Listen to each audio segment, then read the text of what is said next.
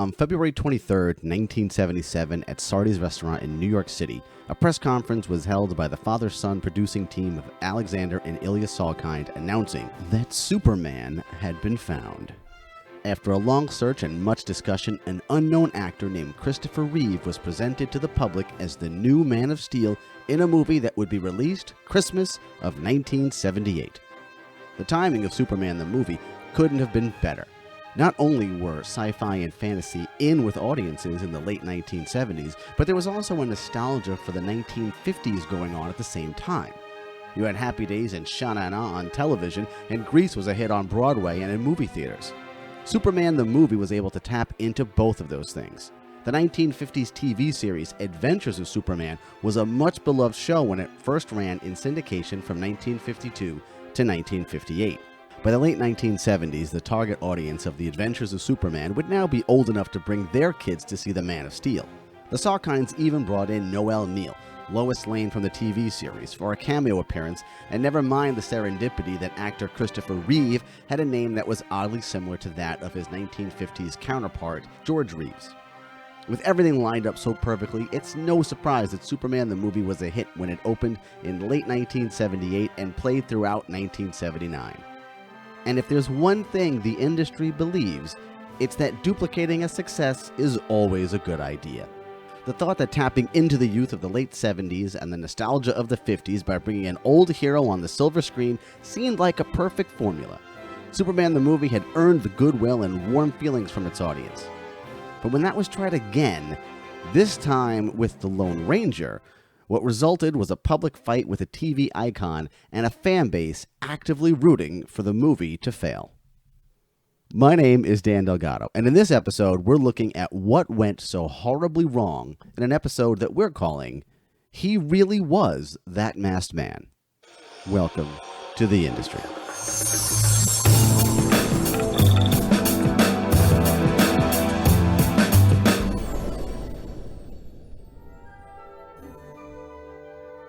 The piece of music you're hearing is from the opera William Tell, written in 1829 by Gioacchino Rossini.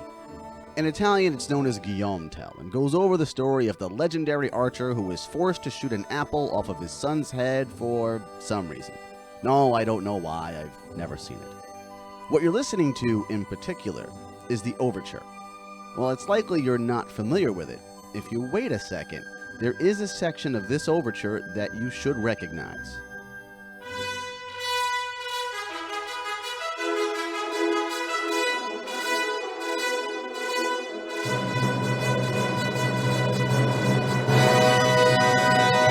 Okay, there it is. The William Tell Overture, also known to almost everyone in America as the theme to The Lone Ranger, the masked hero from the Old West who fought for what was right and all that was good.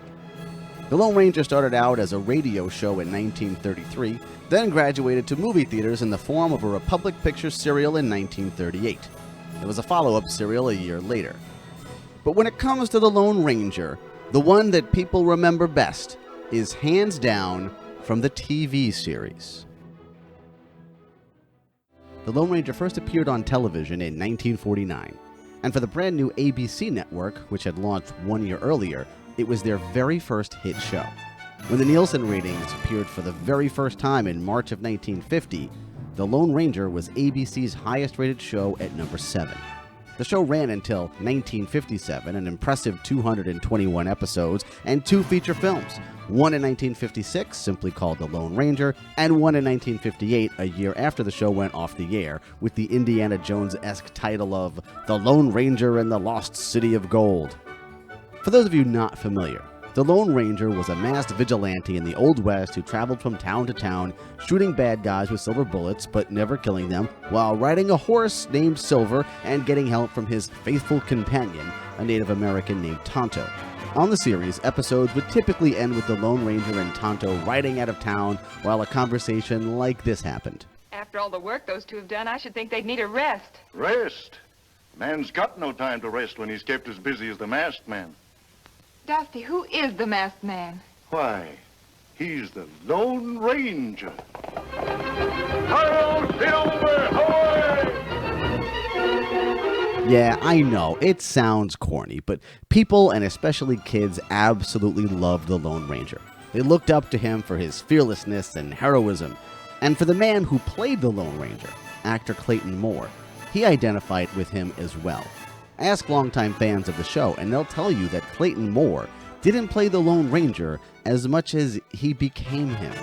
I think the thing that's really critical to probably understand and put in perspective is when the role was brought to him in 1949, he had just experienced a series of losses in his life. His father had died, his brother had died. He was indeed married to my mother at that point. He had been for 5 years. But the woman he was involved with before that, Lupe Velez, had also died. So within a short period of time, he'd experienced a lot of losses. And he was in his early 30s. And to be handed a script where the main character is essentially committing to spending the balance of his life avenging his dead brother's, his brother's death, I think really spoke to him in the moment. Now, let me be clear. I don't think my father would have ever put that together that way. But the reason I say this is because I think then and there, he committed to that character for the rest of his life. That is Dawn Moore. She's a marketer, a designer, and the daughter of Clayton Moore, the Lone Ranger himself. Her father, an actor who worked steadily from the late 1930s until that 1958 Lone Ranger movie, suddenly found himself out of work. A look at his filmography shows that after the Lone Ranger ended, jobs just stopped coming. But Clayton Moore loved the role and would travel the country making public appearances throughout the 60s and 70s. It would become his main source of income. He even did a couple of commercials as the Lone Ranger. Now, the Lone Ranger. Shaving makes my face feel like it's been in a knockdown fight with an outlaw. That's why I'm glad there's a skin conditioner in Aqua Velva. Right, Tano? That's right, Kimasabi. Aqua Velva does more than just smell nice. It makes face feel like quietly, cool and smooth. Well said, Tano. Aqua Velva. It does a lot more than just smell nice. Okay, I apologize for that terrible audio, but I just couldn't resist throwing that in. That's Jay Silverheels as Tonto in that commercial, by the way. Silverheels was Moore's co-star on the series and friend in real life. And while Moore had no actual rights to the character, he did have the permission of the person who did hold those rights, Jack Rather. Rather was a wealthy oil magnate who also produced movies, owned the Disneyland Hotel in Anaheim, and in 1954, his company bought the rights to The Lone Ranger, which was still on the air. He produced 2 other TV shows as well, Lassie and Sergeant Preston of the Yukon. By 1979, Clayton Moore is 65 years old and is still traveling the country making appearances as the Lone Ranger. But that's about to change. With the success of Superman the movie and 50s nostalgia in vogue, Jack Rather felt the time was right for a Lone Ranger movie. It made perfect sense, really. The era of New Hollywood was ending, and the time of the blockbuster had arrived. The Lone Ranger was just waiting to be revived. Now, what didn't make sense to most people was Rather's next move. He filed an injunction against Clayton Moore from appearing as the Lone Ranger. He's 65 years old. Now, I don't know how old you are. I'm almost there. I'm not there yet. But there's not a lot of work for 65-year-old actors or anybody, male or female. So now, all of a sudden, what he has based his career on, not only emotionally, but financially, has been taken out from under him. And up until that point, Rather encouraged him to continue to go on the road. And why do you think? Because it increased the value of his assets. Rather's thought process was basically, you can't have a new Lone Ranger movie while the old Lone Ranger is still running around in public wearing that mask. We don't want people thinking the Lone Ranger is in his mid-60s. While Clayton Moore never showed any public displays of anger or frustration over this, he was taken by surprise by this turn of events. My father was pretty stoic, even in real life. He was very even-keeled. I mean, he had a great sense of humor. He loved to laugh, but there wasn't major up and down personality swings. So with bad news, he was always calm, and with good news, he was equally calm. So it was always kind of hard to read what was going on with him.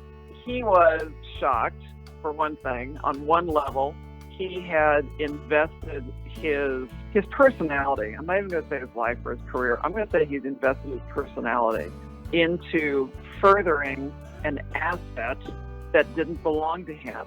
Unlike Gene Autry or Roy Rogers, who were playing Gene Autry and Roy Rogers and could merchandise the hell out of all that, Dad not only couldn't do that, he was, he wasn't playing it with Clayton Moore. He was playing a character that he did not own. So there's a little bit of feeling of hurt. Not that I've been doing this for you, but that I've been doing this almost for an us, right? A bigger, it's almost like doing something for your country, which honestly, I think he probably felt a little bit like that. It wasn't he was trying to further Clayton Moore by taking on this persona. He was wanting to continue to perform and embody this persona because he saw the good it was doing, and it made him feel good, and it was also his career and his income. So it's a combination of a lot of emotional and financial things kind of all happening at the same time. Now you have to figure, if you've been playing the Lone Ranger essentially for decades, and you're so into the character that you believe his ideals, when trouble comes around, you're probably not going to take it lying down. It was a difficult time for him, but I will tell you that this was his moment, which was, oh yeah, I'm going to sue you. Let's go to court. I'm going to take this in the court of public opinion. And, who else would do that? Honestly, they would just lick their wounds and go get a different job. You could see this coming, right? Of course the Lone Ranger is going to put up a fight. When things finally came to a head in court in 1979, Clayton Moore would end up losing the battle, but winning the war. He got a lawyer, and he did two things. First was to sue to continue to earn an income, because the premise was that you're stopping me from earning a living. And secondly was when he lost that suit, which he did, he lost that suit in 1979, he just simply changed his outfit, and that's when he started wearing the Corning sunglasses and went out in a different outfit without the mask, and continued to make more money than he had ever made in his entire career. That's right. When prohibited by the courts to continue wearing the Lone Ranger mask in public, Clayton Moore simply bought a pair of dark sunglasses and would go around making appearances. Except now he was more popular than he'd been in 20 years. Suddenly, the country was on his side. His public fight with the Rather Corporation made it look like the big corporate giant was picking on the little guy. People to sign petitions would have to stand in malls and parking lots with a fold-up table and paper and pen, and stand there and say, hey, would you sign this petition, right? Mm-hmm, yes. Well, people were doing that all across the country for my father. And they sent in petitions literally from all 50 states to the Rather Corporation, saying they were going to boycott the film. And in fact, they did boycott the film.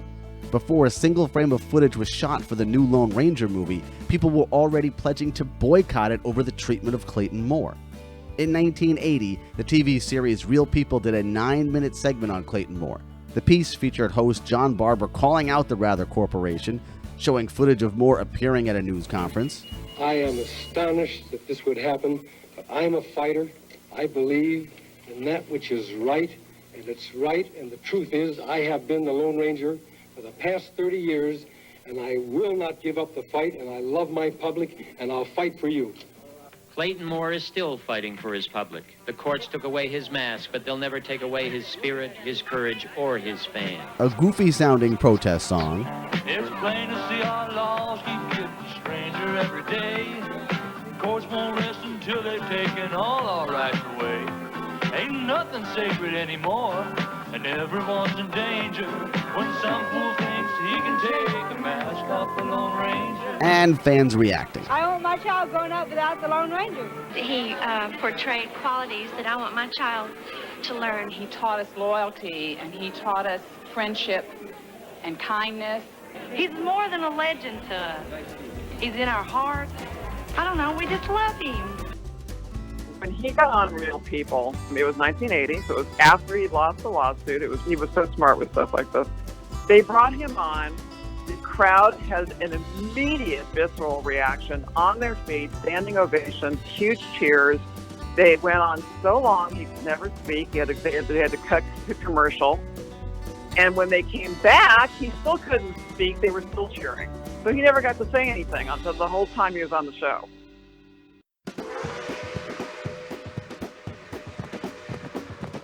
While all this love and support was going on for Clayton Moore, there was still a movie to be made. And on day one of filming, the Legend of the Lone Ranger cast and crew found out just how much love and support there was. When they wrapped for the day, they found leaflets on their cars that read, "Clayton Moore is the real Lone Ranger." Seriously. The production of The Legend of the Lone Ranger was first-rate. William A. Fraker was directing, and while Fraker was not known as a director, he was known as one of the best cinematographers in the industry. He had 3 Oscar nominations under his belt by 1980, and his filmography included Bullitt, Rosemary's Baby, One Flew Over the Cuckoo's Nest, Close Encounters of the Third Kind, and Heaven Can Wait. Legendary composer John Barry did the score. The supporting cast would also be first-rate, full of familiar faces. Christopher Lloyd was cast as the villainous Butch Cavendish. Oscar winner Jason Robards was cast as President Ulysses S. Grant, along with veteran character actors Richard Farnsworth, Will Grant, and yes, even Billy Jack himself showed up, Tom Laughlin, for a cameo. But let's be serious here. Even with a nice $18 million budget, a solid cast and crew, a Lone Ranger movie really needs to have a good presence behind the mask. Keeping with the Superman idea of casting an unknown for the role, producers settled on an unknown 30-year-old actor named Clinton Spilsbury as their Lone Ranger. Spilsbury was probably better known as a model than he was as an actor when he took on the role as the new Lone Ranger.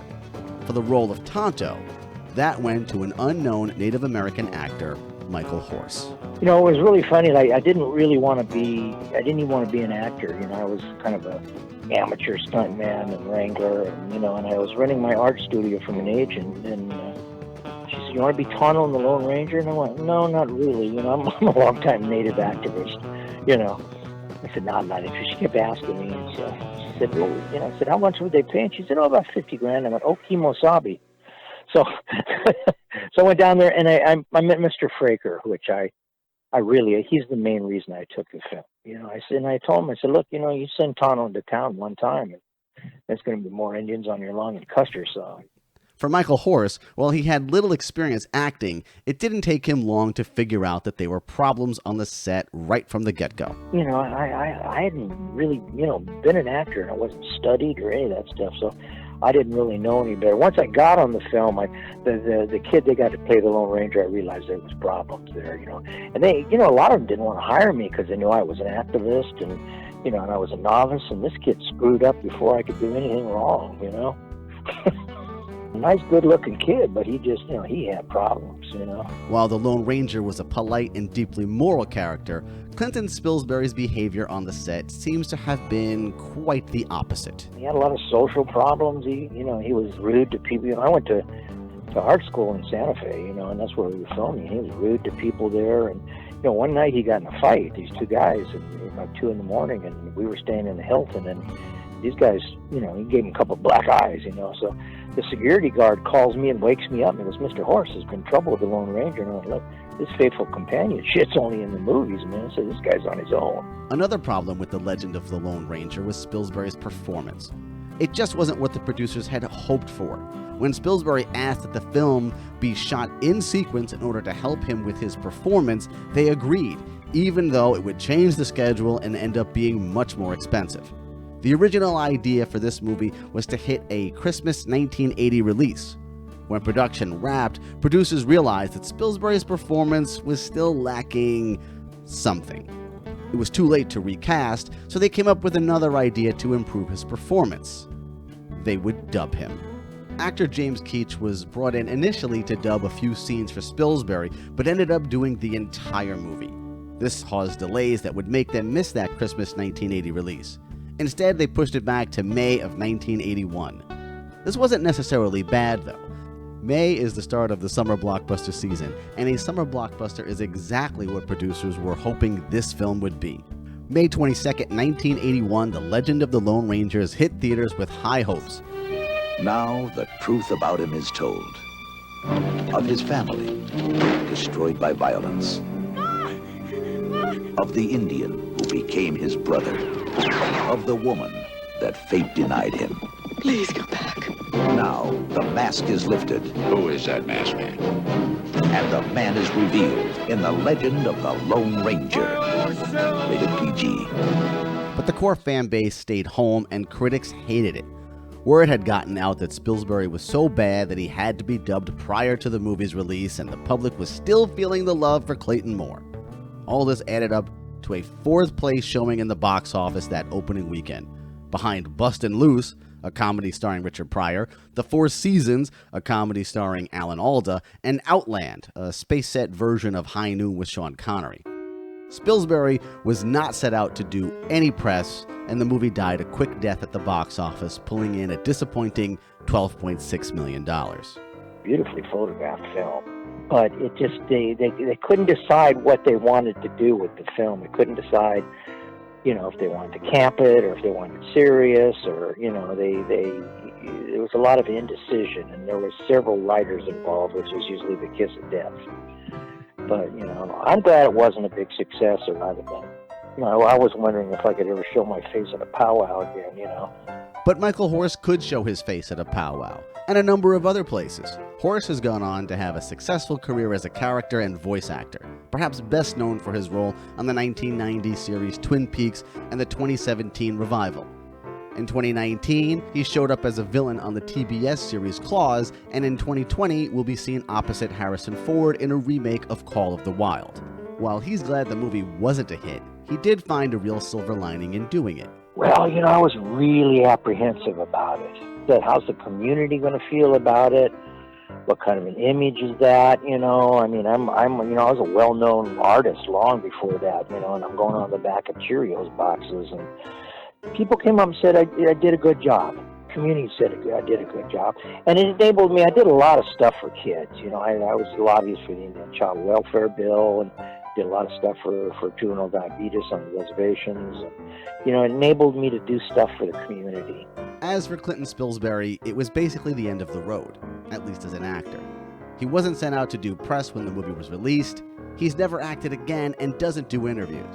I've read that he's a photographer these days, but I really can't say for sure.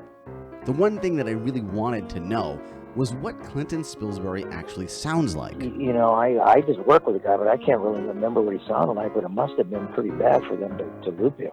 Still, I wanted to hear Spilsbury's voice.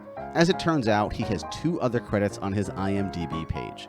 One is a TV movie from 1978 called Suddenly Love, in which he played male student. This I could not find. However, his appearance on an episode of Lou Grant is something that's available. He's credited as Max Keller in this and has about a minute of screen time. And now I will present to you Clinton Spilsbury as John, a college kid who's running for prom queen. In this scene, John's being interviewed by a reporter and a photographer as to why he would do this. John, why are you doing this? What is this for? L.A. Trib. Smile. I'm David Sanders, the Trib's campus stringer. Why did you decide to enter the contest for the homecoming queen this year? In your own words. As a joke. Wish you'd worn a bathing suit. As a joke? Are you sure? And that sounds frivolous, John. It is frivolous. But couldn't it also have something to do with Title IX? With ERA? With equal rights? I suppose so. So couldn't it simply be your humorous way of making a point about sexual stereotyping? Aren't you really doing this to protest reverse discrimination? No.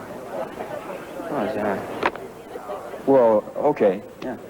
Oh, that's well put, John. I can use that. Okay, so there's not much there really, but you did get to hear the guy speak. The failure of the legend of the Lone Ranger really can't be placed solely at Clinton Spilsbury's feet. If another actor took the part, that's still no guarantee the movie would have been a success. After all, the fan base was alienated over Clayton Moore. They weren't going no matter who played the role. The entire issue could have been easily avoided, of course. Clayton Moore had his own idea for the movie that, not surprisingly, included himself. Michael Horse and Dawn Moore both told me the exact same story. He told me a story. I said, why didn't they use you? He said, well, my father's idea was, I meet this kid that's on the fence between right and wrong, and I kind of mentor him. And to have him be in the beginning of the film, like maybe a quarter of the film or something, or halfway through the film, I will turn my back to the audience, taking his mask off, untying the mask, and handing it down to a younger man to carry on. And I went, oh, and those idiots didn't buy that. After The Legend of the Lone Ranger failed to restart the franchise, Clayton Moore was still going around making appearances in dark sunglasses, rather than a mask. Jack Rather, it seems, was never going to let Moore have the mask back, even after the movie was no longer an issue. Jack Rather went to his grave not allowing my father to wear the mask. Jack Rather died, and Bunny Rather, his wife, immediately dropped the lawsuit.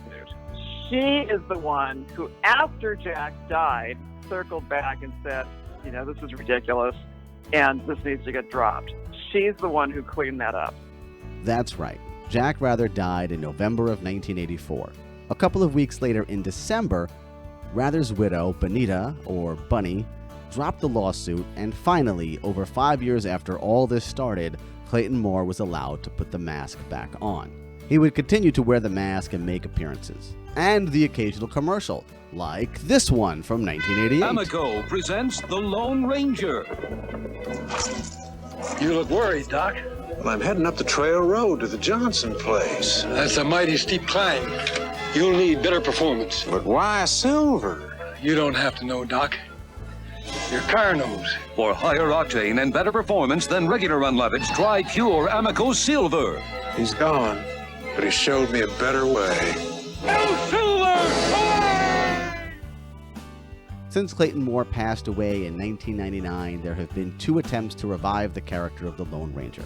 A forgotten TV movie with Chad Michael Murray in the lead in 2003, and the mega-budgeted, tongue-in-cheek flop with Armie Hammer and Johnny Depp in 2013. Neither of these connected with audiences, and it seems like, without Clayton Moore, is there really a Lone Ranger? I wish to God it could carry on, but at this point, since now we've seen that it kind of can't without Dad, part of me is like, oh, well, all right, so it's going to go to its grave with my father. And that's kind of okay, because Dad really embodied it and believed in it. And to be honest with you, here's the thing that's so great about that, because, of course, could you look at that one way and go, that's a little nutty? Or could you look at it another way and say, what did that do for this person? But what did it more importantly do on a larger scale? My father's fan base are policemen and firemen and teachers and even spiritual leaders. I have gotten, and I still get letters to this day, from people who say, I chose a career of service because of your father. And not because of the Lone Ranger character, but because of the portrayal your father gave to that character and how your father behaved in real life, that he walked the walk. And I chose a career of service because of that.